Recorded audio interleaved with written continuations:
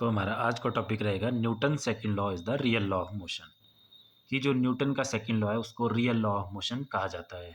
अब देखो ये क्यों कहा जाता है, तो जो बाकी न्यूटन्स के लॉ हैं जैसे फर्स्ट लॉ और थर्ड लॉ, उन दोनों लॉज को ये जो आपका सेकंड लॉ है ये कंटेन करता है। ठीक है, मतलब इसी से वो दोनों लॉ भी प्रूव होते हैं। तो तब करके हम बोलते हैं कि जो न्यूटन का सेकंड लॉ है वो रियल लॉ ऑफ मोशन है। ठीक है, तो क्वेश्चन आ जाता है इसका कि prove that Newton second law is the real law of motion. तो इसमें हमने देखा कि ये दोनों लॉज को कंटेन करता है। कौन कौन से? फर्स्ट और थर्ड को अपने आप में कंटेन करता है, तो इसलिए इसको रियल लॉ ऑफ मोशन बोलते हैं। तो अब देखो हमने प्रूव करना है इसमें सबसे पहले कि first law is contained in the second law.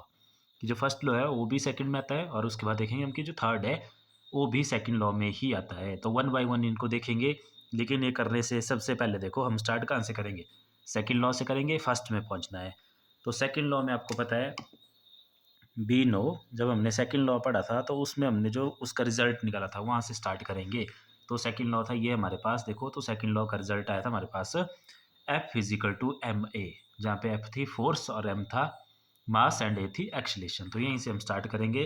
We know according to second law का यूज़ करके, ठीक है, according to second law F is equal to M A, equation number 1। ठीक है, ये था हमारा सेकंड लॉ। अब इसका यूज़ करके हमने जो है न्यूटन का फर्स्ट लॉ प्रूव करना है। अब फर्स्ट लॉ क्या था, पहले फर्स्ट लॉ देख लेते हैं। तो फर्स्ट लॉ था हमारे पास, अगर फर्स्ट लॉ देखें, every body continues in state of rest और uniform motion unless an external force is applied on it. मतलब अगर हम सिंपल वर्ड्स में बोलें कि जब तक किसी बॉडी पे कोई एक्सटर्नल फोर्स नहीं लगती, तो जो उसकी स्टेट ऑफ मोशन होती है, मतलब अगर कांस्टेंट स्पीड से चलती आ रही है तो उस स्पीड से चलती रहेगी, और अगर रेस्ट पे है तो रेस्ट पे ही रहेगी। वो हमने यहाँ से प्रूव करना है। ठीक है, तो देखो यहाँ ले लेते हैं हम कि let external force F physical to zero, कि कोई एक्सटर्नल फोर्स हमने अप्लाई नहीं करी है। तो अगर ये कंडीशन है तो उसका मतलब है equation 1 implies M A is equal to zero, क्योंकि एफ की वैल्यू ज़ीरो होगी। ठीक है, एक्सटर्नल फोर्स जीरो है, मतलब कोई फोर्स नहीं हमने लगाई हुई है। तो देखो यहाँ से आ रहा है M A equal to zero. अब देखो इसको ध्यान से समझना। देखो जैसे ये दो नंबर है ना यहाँ पे, जैसे ऐसे एज्यूम कर लो इसको कि एक नंबर एक्स है, दूसरा नंबर वाई है। अब इनका आंसर जीरो कब आएगा? इनका आंसर जीरो आएगा तीन केसेस में। या तो एक्स जीरो हो जाए तब भी zero multiply by Y zero होता है, या वाई जीरो हो जाए एक्स मल्टीप्लाई बाई जीरो तब भी जीरो होता है, या फिर ये दोनों ही जीरो हो जाए जीरो मल्टीप्लाई बाई जीरो तब भी आंसर जीरो होता है। लेकिन इस केस में देखो, या तो इनमें से m को जीरो होना है या a को जीरो होना है, या फिर दोनों ही जीरो हो जाए। लेकिन m क्या है यहाँ? m इज मास, एंड जो मास है वो कभी भी जीरो नहीं हो सकता बॉडी का। मास कैन नॉट बी जीरो। तो इसका मतलब क्या है? तो this implies a is zero, तो फिर a को ही जीरो होना पड़ेगा, तभी जो है इनका मल्टीप्लिकेशन जीरो आएगा। तो यहाँ से हमने प्रूव कर दिया। देखो क्या प्रूव कर दिया कि जब एक्सटर्नल फोर्स ज़ीरो है, मतलब हमने किसी बॉडी पे कोई एक्सटर्नल फोर्स नहीं लगाई हुई है, तो उसकी जो एक्सलेशन है वो ज़ीरो रहेगी। अब जीरो एक्सलेशन का आपको पता है, या तो क्या होगी, आइदर एट रेस्ट, या क्या हो सकता है फिर उसमें, वो जो है कांस्टेंट स्पीड से चलती आ रही है। ठीक है, कांस्टेंट स्पीड या वेलोसिटी से मोशन में है। तो यही तो न्यूटन का फर्स्ट लॉ बोलता था कि जो पहले से है बॉडी वो वैसे ही रहेगी जब तक उसमें एक्सटर्नल फोर्स नहीं लगती। तो ये हमने यहाँ से प्रूव कर दिया कि this is Newton's first law,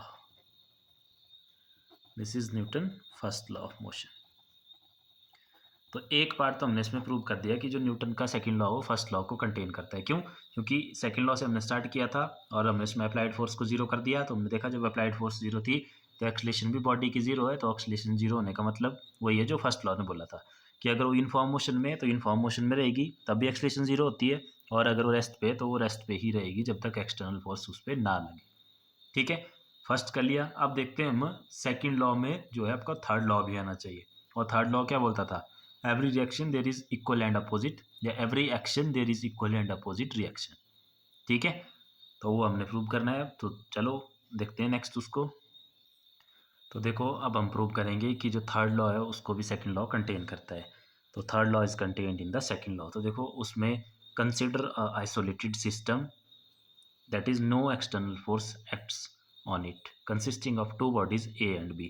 कोई हमने आइसोलेटेड सिस्टम ले लेना। अब आइसोलेटेड सिस्टम क्या है, जैसे ऐसे ज्यूम कर लो, जैसे मान लो एक बॉडी है हमारे पास, ठीक है, इसको बोल दिया हमने बॉडी नंबर 1, और साथ में एक और बॉडी है दैट इज़ बॉडी नंबर 2, इसके साथ ही है बिल्कुल body number 2।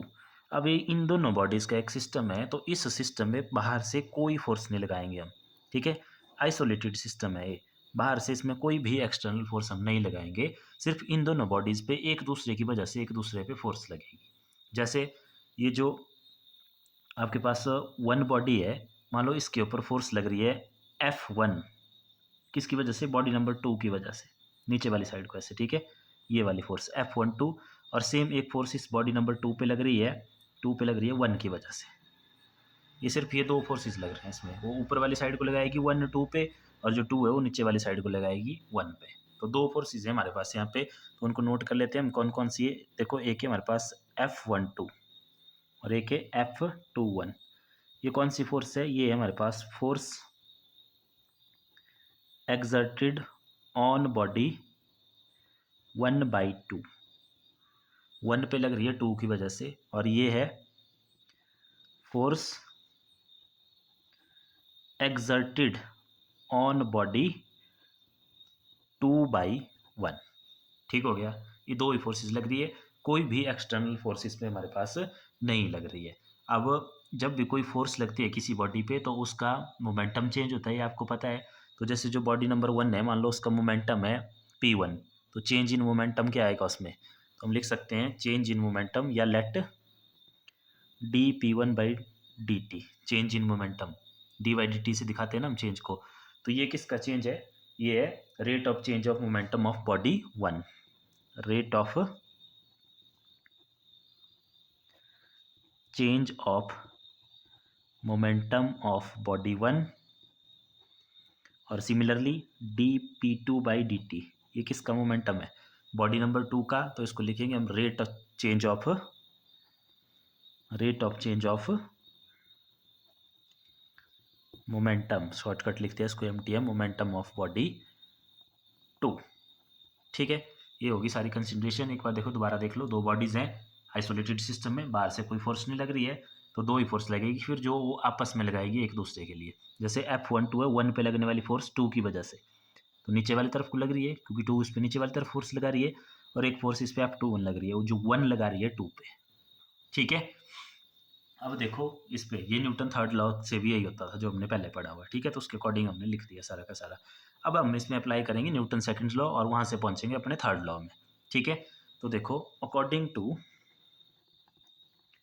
Newton second law, according to Newton second law, तो न्यूटन सेकंड लॉ की अगर आपको डेफिनेशन याद हो, तो न्यूटन सेकंड लॉ बोलता था कि जो फोर्स होती है एक्सटर्नल फोर्स, मतलब जो अप्लाइड फोर्स होती है, वो किसके इक्वल होती है, time rate of change of linear momentum. ठीक है, तो जैसे ये F12 है, देखो F12 ये कौन सी फोर्स है, ध्यान से देखना अब यहाँ पे, ये जो F12 है ये बॉडी 1 पे लग रही है, बॉडी 2 की वजह से लग किस पे रही है, 1 पे, तो लीनियर मोमेंटम किसका चेंज करेगी, ये बॉडी नंबर 1 का, तो बॉडी नंबर 1 का ये है, तो ये आएगा इसकी इक्वल dt। ठीक है, क्लियर हो गया इतना। अब वेक्टर क्वांटिटीज हैं तो इसको एरो से दिखा सकते हैं इस तरह से। ठीक है, सिमिलरली जो F21 है वो फोर्स लग रही है बॉडी नंबर 2 पे 1 की वजह से, तो वो 2 के मोमेंटम को चेंज करेगी, तो आएगा dP2 ओवर dt। ये न्यूटन सेकंड लॉ बोलता है, Newton second law, Newton second law में था हमारे पास, ये देखो न्यूटन सेकंड लॉ के according, according to Newton second law force is equal to dP over dt, time rate of change of linear momentum. ठीक है, तो वही हमने यहाँ पे लिखा हुआ है। अब ये आ गई इक्वेशन नंबर 1, ये आ गई इक्वेशन नंबर 2। अब क्या करेंगे, इन इक्वेशंस को ऐड कर दो। ठीक है, तो एडिंग इक्वेशन 1 एंड 2, या सीधा 1 + 2 ऐड कर देंगे, तो लेफ्ट हैंड साइड लेफ्ट में ऐड होती है, तो F12 plus F21 right hand side right में ऐड होती है, तो आ जाएगा d/dt of P1 plus d/dt of P2। F12 plus F21 is equal to d/dt common है, तो आ जाएगा d/dt of P1 plus P2। ठीक है इतना। अब देखो ध्यान से, ये जो चीज़ है यहाँ पे, ये वाली चीज़, ये P1 P2 है पूरे सिस्टम का लीनियर मोमेंटम। ठीक है, P1 P2 क्या बनेगा, पूरे सिस्टम का लीनियर मोमेंटम। और ये dt दिखा रहा है चेंज, तो change of linear momentum of whole system. ठीक है, पूरे सिस्टम में कितना चेंज है लीनियर मोमेंटम में।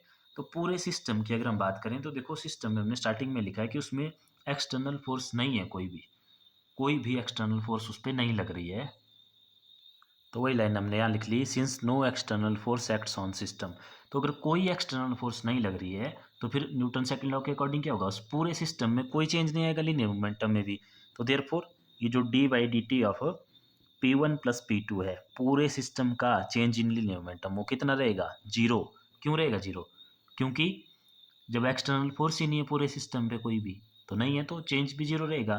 तो अगर ये जीरो हो गया तो देखो इक्वेशन क्या बन गई हमारे पास, तो this implies F12 plus F21 is equal to zero. इसको इस सब तरफ ले जाओ तो F12 is equal to minus of F21। और यही तो आपका Newton third law of motion है, which is Newton's third law. ठीक है, तो देखो यहाँ से हमने प्रूव कर लिया कि न्यूटन थर्ड लॉ को भी सेकंड लॉ कंटेन करता है, और इससे पहले हमने ये देखा था कि न्यूटन फर्स्ट लॉ को भी आपका सेकंड लॉ कंटेन करता है। तो इन दोनों बेसिस पे हम बोल सकते हैं therefore Newton's second law contains both, that is third and first law. तो therefore Newton second law is real law of motion. ठीक है, तो ये हमने प्रूव कर लिया, बिल्कुल सिंपल है। तो ये आप लोगों ने कर लेना, बाकी देखेंगे हम नेक्स्ट वीडियो में। Thank you.